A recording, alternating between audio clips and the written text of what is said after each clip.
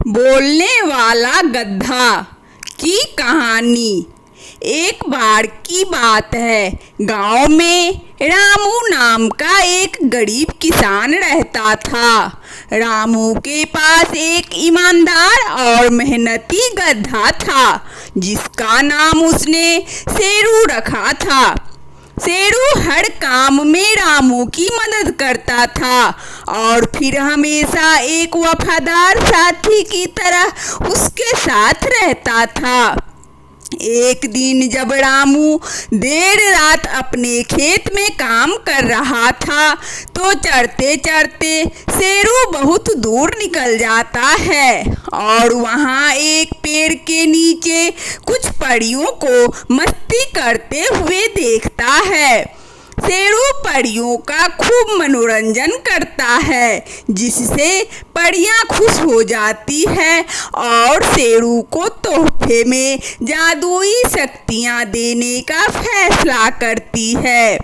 जादुई परी शेरू को बोलने की शक्ति देती है, जिससे वह इंसानों की तरह बोलने लगता है। जब वह वापस रामू के पास जाता है और उसे इंसानों की आवाज में पुकारता है, तो रामू पहले इधर उधर देखता है और फिर उसे लगता है कि यहाँ कोई काला जादू कर रहा है। इसीलिए वह जल्दी से घर की तरफ भागने लगता है। वह शेरू को भी अपने साथ ले जाता है। रास्ते में चलते हुए वह देखता है कि शेरू उससे बात कर रहा है। वह दंग रह जाता है और अपना आप में खो जाता है। फिर काफी देर बाद जब रामू शांत होता है, तो शेरू उसे बताता है कि उसे यह आवाज कैसे मिली।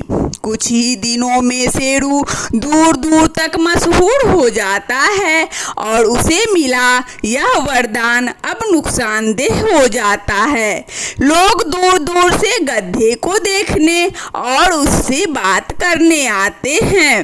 रामू और शेरू की प्रसिद्धि देखकर आसपास के लोग ईर्ष्या करने लगते हैं और कुछ लोग रात में शेरू को चुराने की कोशिश भी करते हैं।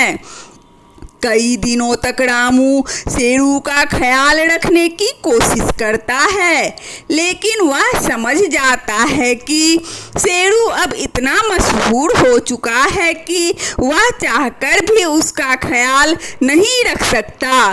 फिर वह वापस उस पेड़ के पास जाता है जहां उसे परी मिली थी और परियों ने अपना जादू वापस लेने का अनुरोध करता है।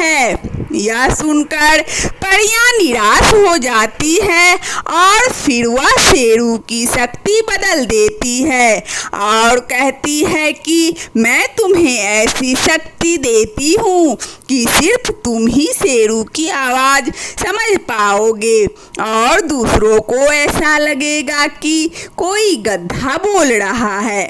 कहानी से सीख, दिखावे के चक्कर में हम वो बातें सबको बताने लगते हैं जिन्हें हमें छिपा कर रखना चाहिए। जब हमें जीवन में कुछ मूल्यवान मिले तो हमें उसे शांतिपूर्वक स्वीकार कर लेना चाहिए, ना कि उसका ढिंढोरा पीटना चाहिए। वंदना स्टोरी चैनल में इस कहानी को सुनने के लिए आप सभी श्रोताओं को बहुत बहुत धन्यवाद। यदि हमारा कहानी अच्छा लगे तो कृपया लाइक और सब्सक्राइब अवश्य करें, ताकि नोटिफिकेशन सबसे पहले आपको मिले। धन्यवाद।